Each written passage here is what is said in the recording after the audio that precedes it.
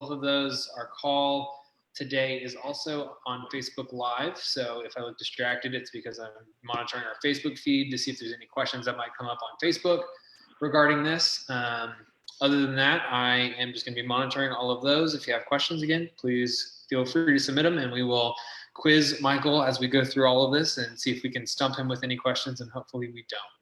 Yeah, that'll be the general rule. Any really tough questions, we're going to throw to Michael. We're going to throw the softballs to the mayor and see if he can still hit those softballs there. So I think we are underway at this point in time. So I want to welcome everybody. Again, for those that I may not know that are tuning in, my name is Tony Felker. I'm President and CEO of the Frisco Chamber of Commerce, and we are very glad to be a partner in helping to promote the Denton County Open Grants Program that is out there, and letting everybody know how they can submit for this and giving them the information.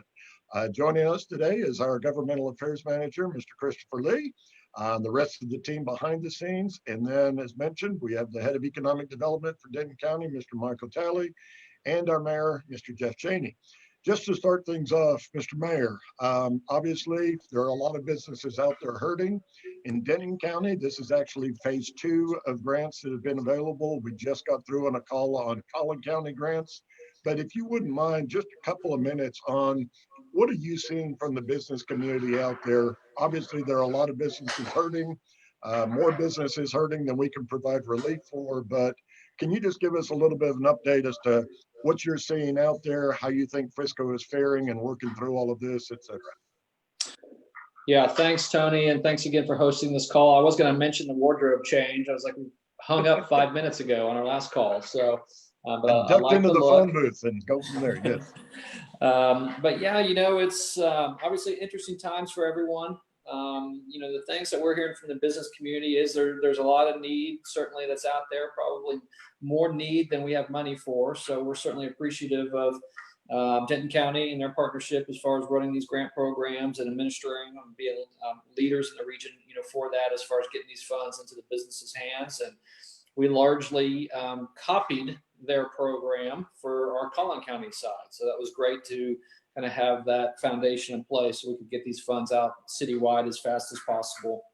The thing I love about, doing these Zoom calls with businesses between the chamber and other networking groups is despite the challenging times, there's a lot of optimism that's out there in Frisco.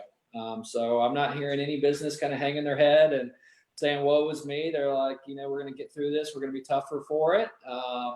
Yes, the money and the grants, certainly help, but I think everyone's looking forward to brighter days. So that's been really encouraging for me to hear. And, I joked on the last call that the day before COVID-19 kind of really blew up in our face, if you go back, that date was March 11th. I'll never forget that date. And the day before was when we were named the #1 city in the country to withstand a recession. And so we're finding out right now how much that journalist knew about their information. But I do think the fundamentals here in Frisco are prime for us to rebound very fast. And so these programs that are rolling out right now is to try to get over this hump and get back to the thriving Frisco that we're used to. And I know that a lot of the businesses here in Frisco are excited for that. So we are here to help. We are known as a business-friendly city. We're trying to get Frisco open as fast and as safe as possible and make sure that we never see another shutdown in the city again, and get everyone back up to 100% as quick as we can. Well, and I think we need to look at the positives on all during this time. So many times before this COVID pandemic that came in, people wanted to take their dog to work day. Now we can take our dogs to work. I don't know whose dog that was, but dogs are at work now. So, and I just want to give props to you, Mr. Mayor, your city council, county judge and his office. All elected officials going through this have been in a no-win situation. You've got opinions on all ends of the spectrum about how to handle this, and everybody has been in a very tough position. But I think all of our elected officials here at the city and the county basis have been doing a great job in looking out for our business community and trying to get us back up and running as quickly as possible. Mr. Michael Talley, do you have any kind of overall comments that you'd like to give us on kind of the state of business right now then we'll dig into the details? I think I just want to echo what Mayor Cheney said. I think there are a lot of businesses that have said This is really pushing us to do things differently. I also want to thank his team over in Frisco, Ron Patterson at the EDC and Jason Ford. Of course, they reached out to us to try to get something going in Collin County. So I think Frisco is completely covered when it comes to, people and the government and the local government trying to get back, help their businesses out. So I think a lot of people are unsure about some of the numbers. I know Dr. Matt Richardson, our public health director at the county, has been very transparent as to what's going on. So I think just people need to still stay safe, and people trying to get back to business, and they want to make money so they can pay their mortgages and support their children and their families. And so just appreciate everyone's effort in getting back to business and everything opened back up. Very good. So let's just get into a little bit of the details. Michael, first to you. As we know, this is actually, quote, phase 2 of Denton County Grant Open program. Remind us again a little bit, very briefly, about what was phase 1, where did the money come from, and then we'll roll it over to the mayor to kind of talk about where's the money coming from for this phase 2, as we call it. Sure. So when we first started talks about getting the grant program in place, we were looking at what funds we had available, and this is before CARES Act money was even in the conversation. So we had capital fund grants from capital credits from CoServe that we were going to utilize, $2.2 million. So when we initially rolled out our phase 1, that's where those funds were coming from. And then we actually ended up replacing those funds with CARES Act money.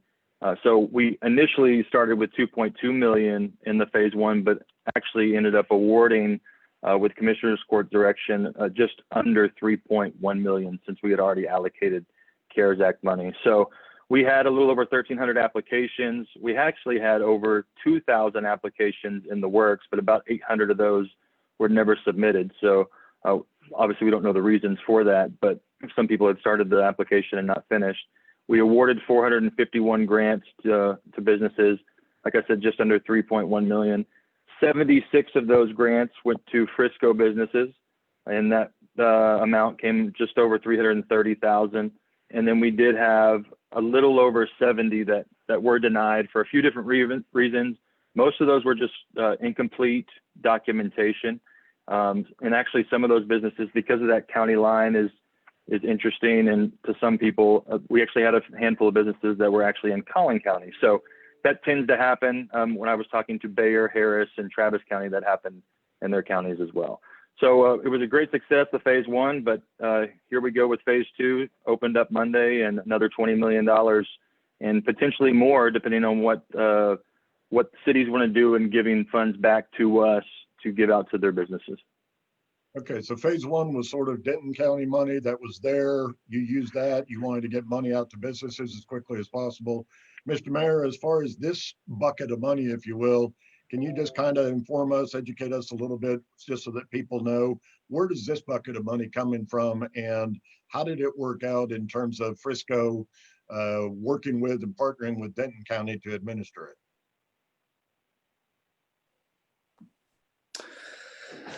I need my cheat sheet, Ron Patterson, on the call, I think, to help me navigate all the details. It's a little bit overwhelming as far as just all the different sources of monies from the 2 different counties and how it got administered and allocated. And so, quite frankly, all those details, I don't want to misspeak. I think I would need to get that information, from him as far as kind of where all the flows, came from. But I do know that one of the main thing that council had as a priority was, to try to get the money in our businesses' hands as fast as possible, and to do the greatest good with the money to get businesses back up and running. Right, and bottom line is this is money that came through, and Michael, you can chime in. This is money that basically came through the federal government with the CARES Act, money that came to the states, then went to the counties. And I guess indirectly then went to the cities, and the cities could decide how to go about the process of allocating where to spend this money. In this case, because of the work that Denton County did on phase 1, Michael, fill us in a little bit on how it worked in terms of Frisco deciding to say, let's just let Denton County go ahead and administer it and run it because it worked so well, and we had that trial phase 1, correct? Yeah, and talking with the Frisco's team and a lot of the other cities that are in the county, it was kind of they were echoing the same thing. Hey, how do we not recreate the wheel here, and how will it work if we allocate some of that money back to you? So we also agreed that with the U.S. Treasury coming in, and surely we'll be audited when where the CARES Act money will go, and we'll have to keep track of that. We figured it takes a step out of the whole process if the city's not doing it themselves, because then we would have to audit the city, and the city would have to audit those businesses anyway. So it just takes that city out of it. Frisco, like I said, was great. We worked with Ron and Jason closely on guidelines, and even had some recommendations from them and their team on what we might look at in changing in phase 2. So we also looked at the cap of how much to give out and some of the changes we'll go over here in just a minute. But so the county is doing another 20 million, but with that, each city with their allocations of $55 per capita have a choice to use their funds a different way in their budget, so they can allocate some money back to us, and that's different for every city. So we're taking those funds specifically for Frisco and making sure those businesses that are applying are awarded with those funds.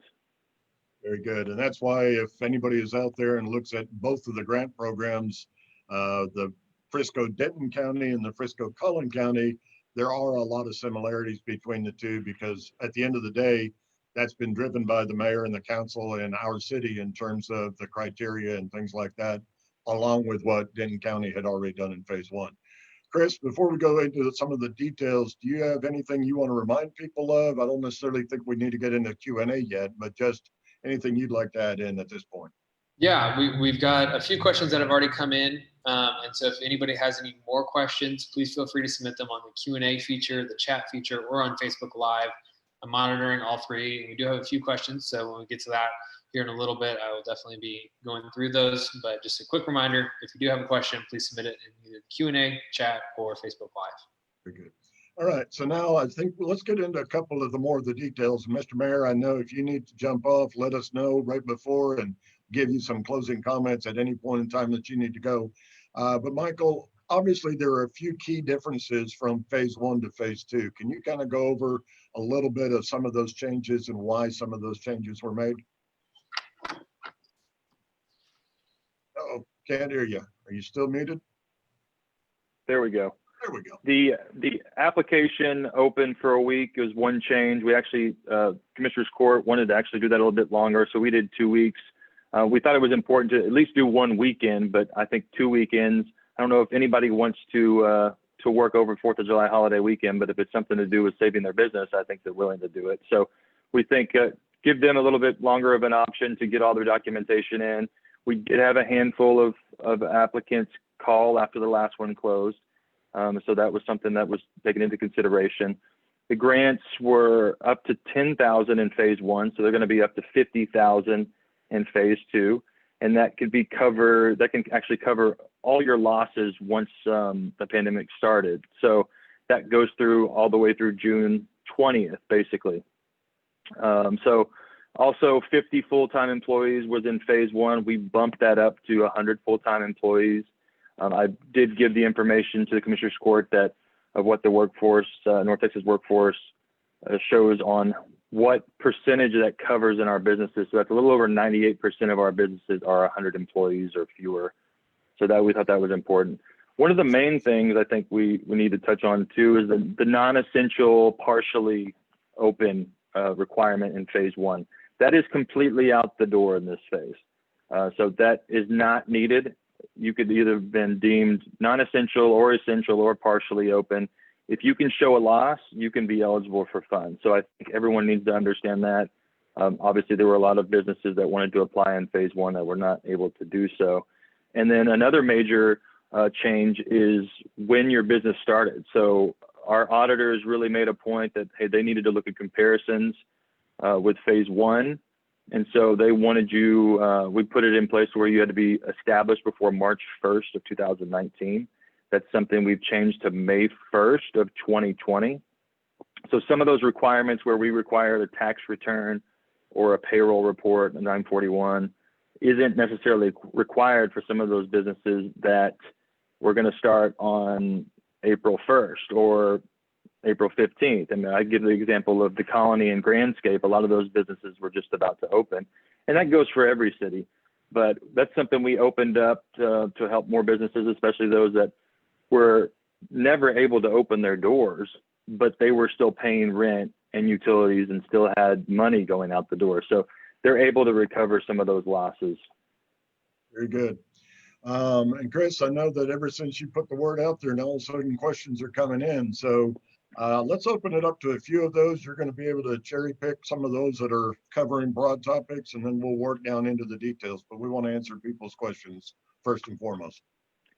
Yeah, so one just real quick question. Do you have to reapply if you didn't receive funds in phase one? So if I applied in phase one, phase two is now open, do I need to go through and reapply to make sure I'm eligible? Yes, all applicants will need to reapply, whether awarded or not. And here's why. So not awarded, there was something wrong with the application. Either the documentation was incorrect, or maybe you filled something out on the application wrong. And I know we had a couple different things that their EIN numbers didn't match on the application and their paperwork, or they sent in their MasterCard statement instead of their bank statements, things like that. Really need to make sure your documentation is correct. So yes, if you were not awarded, you do need to reapply.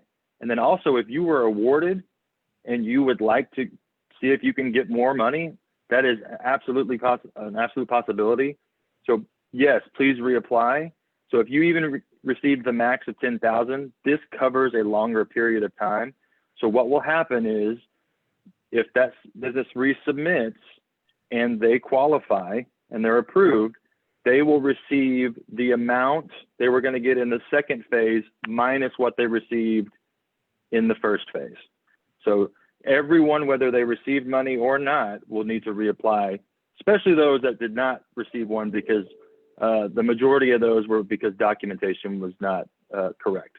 So 2 points to follow up on, Mike, and that's a great question. Thank you, Lee. Thank you, Chris. Thank whoever went ahead and submitted that. One, if they did not receive anything, how do they know if they may not have filled it out correctly? Can they just call the number and go through that, or how do they find out if they did something wrong and what was wrong? So they can email or call, and the auditors do have comments on all the reviews that they can get them at least an answer. However, with some of the applications, if the very first thing on the application was incorrect, it was set to the side. So if the whole application was not reviewed, if something early on was incorrect on the application. So they will be able to give them an answer. There could be multiple things wrong with an application, obviously, but there are a lot that it was just one or two things wrong. And then there were some that just really didn't show a loss, so they need to get better documentation. And so that's really important, is just to make sure your documentation is correct. Very good. And then the second point I want to clarify, because I even learned something there. I was thinking that if you did receive the maximum, the 10,000 before, you were kind of going to be adjusted automatically. And if you did qualify for more, that would already be in process. You're telling me, in fact, they have to reapply and then have that offset by that 10,000, correct? Correct. So we probably talked about this Monday on our call with the judge. After that call, we had a little bit more time with our auditors and basically said, okay, well, to make those applicants whole, how will we actually do that if we don't have the documentation from the rest of May and into June? So they did send out emails to all those businesses, our auditors did, to let them know that, hey, we're trying to get you more money here, so it's not a bad thing, but we need you to just update your documents and reapply and add those May and June bank statements, any other documentation they may have. So if they've spent money if a restaurant spent money to buy some thermal imagery to take people's temperatures as they walk in, or buy gloves and PPE, they can recover those costs as well. So it's just important that they get all of those receipts and invoices and bank statements in, so they can recover all their costs. Anything due to COVID can be recovered. Very good. And Mr. Mayor, I'm getting very good at reading nonverbal body language. I'm thinking that you need to get off of this call pretty soon. So I'm just going to throw it to you here to kind of give us that big picture, any closing comments that you have, recommendations, and then we'll let you run on, and we're going to have Chris and Michael do all the tough questions. So yeah, thank you, Tony. And yeah, in the world of Zoom, my dog has learned how to open my office door, so it's a constant battle between me and my dog trying to get some privacy. But I just wanted to again thank the chamber for being kind of in step with the city and the business community through this whole process. I know we have regular conversations several times a week, and we've really leaned on you quite a bit. Definitely want to thank our partners at Denton County, not just with this program to help our Denton County businesses, but really it was critical that we use their program to roll out to Collin County so quick. So it had a benefit there as well. And Jason Ford, he wanted me to personally thank you, Michael, of course, Judge Eads and Shannon Josky in particular, for all the support you've given the city and our businesses, not just in Denton County, but Collin County as well. And to the business community, we just want you to know that we care about you, that we're here for you, and we're looking to do everything we can to not just support you financially in these difficult times, but work as partners to get the city back up and running as quick as possible and thriving to the Frisco that we know. We know that brighter days are certainly ahead, and we stand to definitely come out of this faster than I think most parts of the country. So anything that we can do from the city side, economic development side, we're here for you. So thanks, Tony, again for the opportunity and all your support. thank you, Jeff, and we'll let you cut on out and take care of big business. We appreciate your time, not only on this call, but on the one preceding it as well. And thank you and the council again for looking out for our business. So thanks again. Chris, let's go ahead and turn it back to Q&A and what other questions we may have out there. Yeah, we've got a few good ones in here, so I am going to start rapid firing. So Michael, I hope you're ready. All right. A question that was specific about the financials and the financial data that you are requesting as part of this grant process. Part of it's a little bit of a security question is what information, or maybe if you could talk through the process in which the financials are reviewed, if business is concerned about the data privacy angle, maybe you can share a little bit about the process and how secure some of that information is. It's very secure. The auditors deal with Social Security, EIN numbers, all that kind of stuff all of the time. So that's basically who it's going to. That information is not even going to anyone else in the county. Once the Commissioner's Court passed the program, we don't even touch it. We're hands off when we put the program information out. But as far as the business information, it all goes to the auditor's office directly. I do want to touch on that a little bit though, because one of the issues that we've had with some of the tax returns is that their CPAs, these businesses CPAs, have done a really good job of protecting them and put a password on some of those documents, which actually has made it to where our auditor's office can't access the documents. So we've had a number of businesses that documentation was incomplete because they could not get access to those. So really make sure you're in close contact with whoever does your books, whether it be your CPA or you have someone in-house, to make sure there are no password protections there, or you're including that information with your application. Very good. So I've got a two-part question for you on this one. Are home-based businesses eligible to apply, next question. Do businesses have to have a physical address, or can they have a P.O. box in Denton County? Okay. Oh, I think you got it now. If their physical address is their residential address, but they still have a P.O. box, that would most likely work.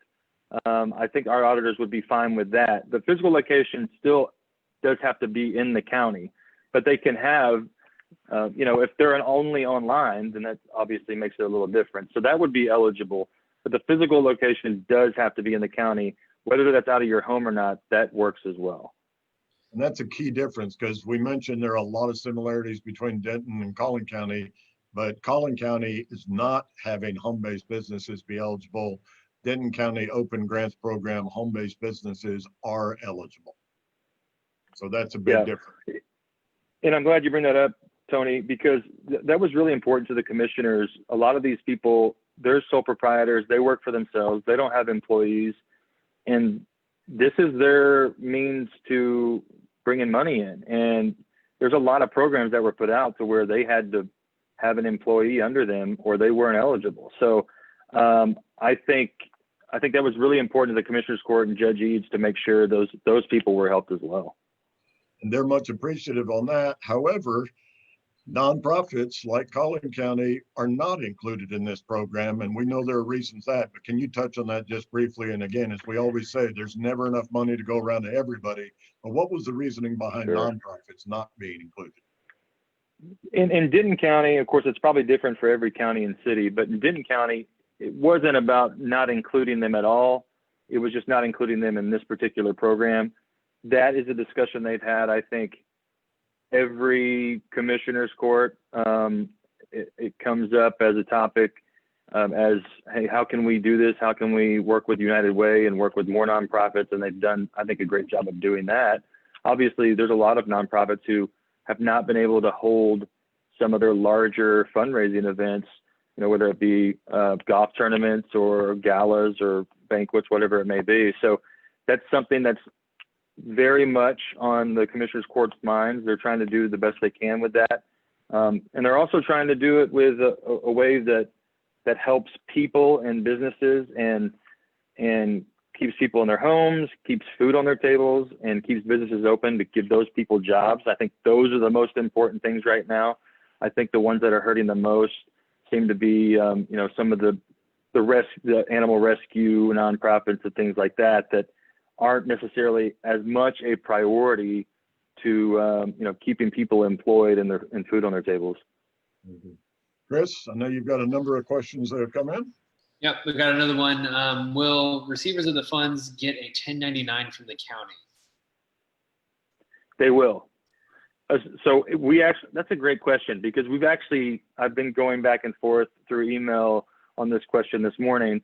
So assume that you will pay taxes out of this. We are seeking legal clarification on that, but assume you will receive that from the county, but we're not 100% sure. We've gotten both answers thus far, but just assume that you will be paying taxes out of the money. Early on, we were told that wouldn't be the case, but I've actually reached out to our counterparts at other counties, Travis, Bayer, and Harris County, to see what they're doing with their programs and see what their opinions are. And it's kind of the same thing. It's what are the attorneys saying on this? So just assume the worst is what we like to say, but you will be receiving one, correct? And Chris, I don't know who your questions are coming from, but those are great questions, because on our preceding Zoom call on Collin County, the same question came up, and Jen and our team already reached out to them on that one. I think the response at that time was they would not be getting a 1099, but they couldn't say whether it would be taxable or not. So I think, to your point, yeah, check with your CPA and accountant, assume you will be paying taxes, assume you're not going to get a 1099, and that way you're going to be covered no matter what. But please check with your CPAs and find out how that'll be handled. So, Chris? Another question for you. When will those approved receive funds? So we've talked about this in phase one. It was a pretty quick turnaround. In phase two, the application closes, and I can't remember the date, but soon. But when that application closes, what's the turnaround time for those funds to actually be received, or hopefully be received by the businesses? So from the auditor's point of view, it sounds like it's going to be a little bit quicker actually than phase one. So the application closes July 6th. So they'll start scoring or reviewing applications as soon as they receive them. So I'm sure they've already started reviewing. And then once we get closer to the application deadline, they'll start making decisions on awarding. I would think that it would probably be I would say the letters would probably go out within a few days after the close of the application, but it will be a quicker turnaround than phase one. One of the holdups in phase one was some of the legal documentation we had to put in because of the CARES Act funds and the potential auditing process and documentation required on the back end of that. Good. Michael, everybody always wants to know where the money's going to be coming and how's it going to be. Phase one, I believe those were checks that were sent out, correct? And correct. Will that be the case for this phase as well? That will be the same in phase two as well. It will be checks. Very good. And once again, as a reminder, the application process went live noon on Monday, June 22nd, and it'll close on, I believe that's a Monday, July 6th at noon as well. So we'll go from there. That's correct. Chris? Correct. Awesome. So one of the questions we got are there any special considerations for women or minority-owned businesses? And that's a topic that's kind of in the news for various reasons. Is there any portion of this grant process that has that consideration in it? We did not include that. We did not. There was no reason for or against that. It just was not included as a factor. I know even more so now it is. I know a lot of programs are specifically for women or minority based, but we wanted to try to help any business in Denton County that wanted to be able to apply. Obviously, minority women based are welcome as well. We actually worked closely with Texas Women's University on what their grant program was when they did a grant program of $1 million, $10,000 each business. So we worked with them on the what to do, what not to do when we were working through our processes and guidelines. So at this time, it's not anywhere in the application, or they would not receive any special consideration for or against for applying. Good. Okay. Next question I have for you is, will we be notified if documents are missing for the application? So if I mess up something on my application, will we be notified in any way? At this time, the answer to that is no. So if you have any kind of questions whatsoever, if you're unsure, make sure you're sending an email. And I think Chris may have shared this, but opengrants@dentoncounty.gov. And then we have a call center as well, 940-349-4280. So if Chris hasn't shared that in the chat, I'm sure he will again. But yeah, just make sure you're getting that question in. I myself have received many questions personally through my email. If they're searching for my information, then it's a little bit more difficult to find than the open grant information. So they must have been really looking for it. But yeah, that's the main thing. Call those. Make sure you're reading all of the documents required, and make sure you're getting the right documents in. Like I said, we had one that said they sent in the credit card statements instead of bank statements. So just make sure you're clicking on the right thing when you're attaching. And just to reaffirm with everybody that call center, the email address that's out there and the phone number, that is Monday through Friday, 8 to 5 p.m. But if at any time, for whatever reason, there's a problem with that, please let us know at the chamber. We'll dig down and find out what the issue is. But that call center has been great so far, and they can get into all of the details and the specific case-by-case basis that you might find yourself in. So, Chris? Yeah, and just as a reminder, I did share that information again in our chat. Thank you, Jen, for sharing the email and phone number as well. So all of that information is in the chat twice now. So if you can't find it there, just Google Denton Open Grants, and it'll all pop up there as well. I promise. It's where I got to it as fast as possible when I pulled it in there. So one of the other questions, and this is a clarifying question, I just want to go over this again. This is for Denton County. This includes the Denton County portion of Frisco as well as all cities in Denton County, correct, Michael? That is correct. So this is open to all cities in the Denton County side. So if you're in Fort Worth, but the Denton County side, Frisco, Denton County side, and Carrollton, and same goes for all those cities that kind of sit on the line.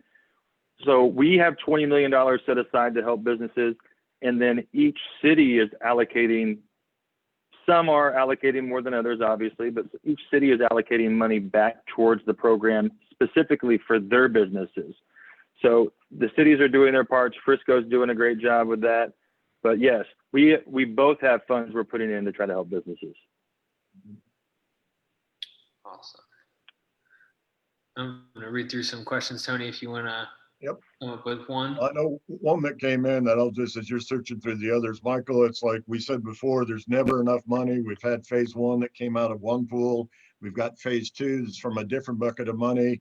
We have just started this process, and naturally, people want to know if there's going to be a phase 3 out there or something coming up.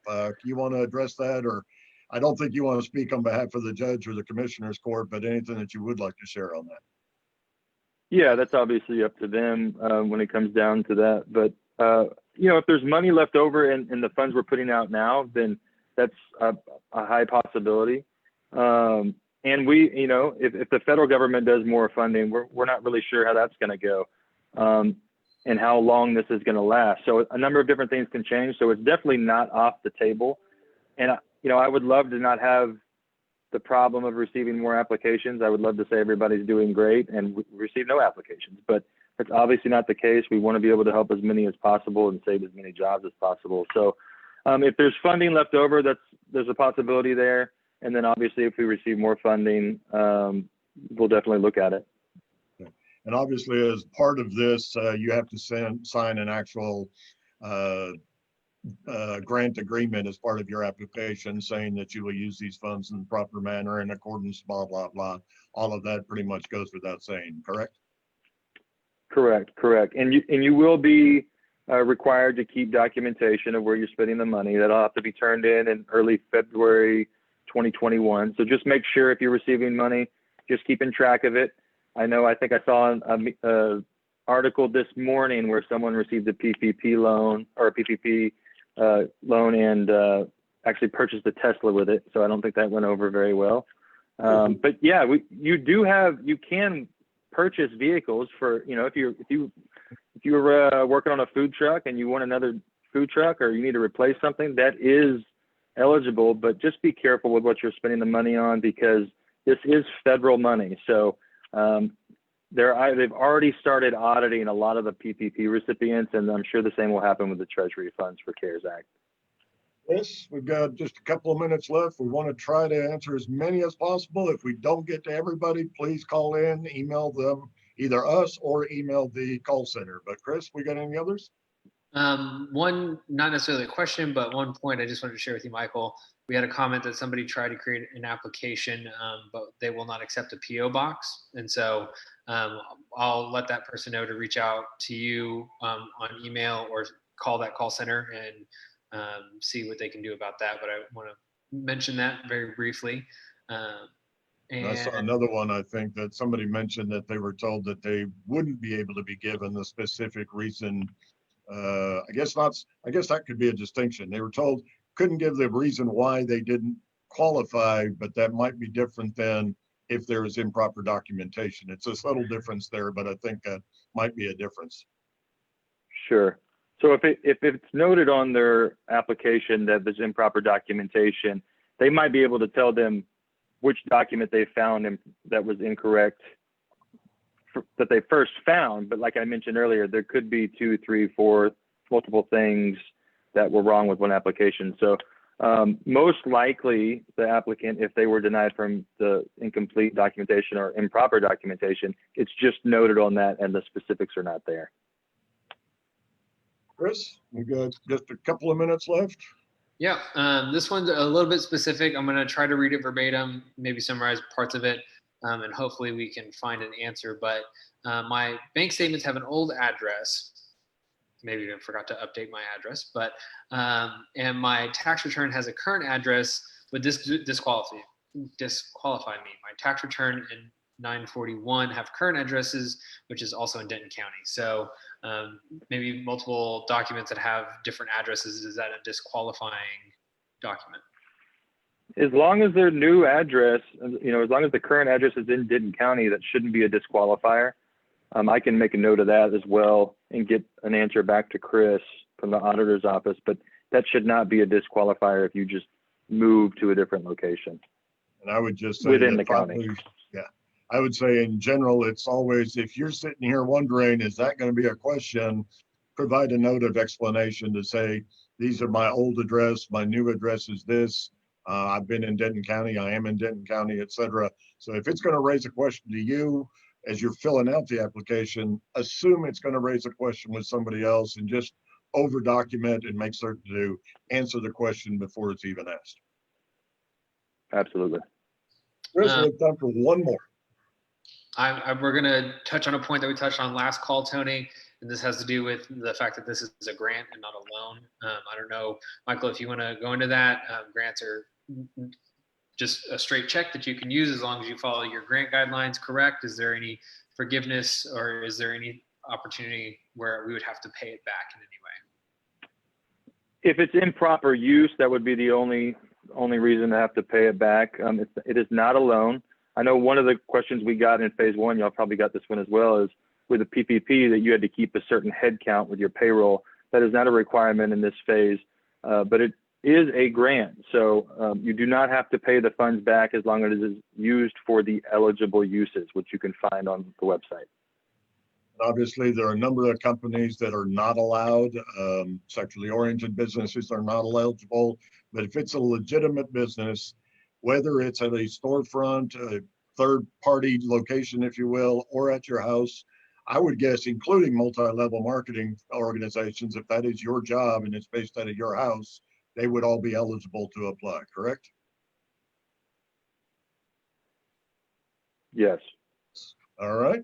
And I think with that, obviously, if you haven't filed your tax return yet, you're going to be providing last year's tax return, any financial information that you would be using to provide your tax return. Here again, if you've got a question that you think could be out there, document with everything that you have and just state you can't provide what you don't have yet and kind of going from there. So Sure.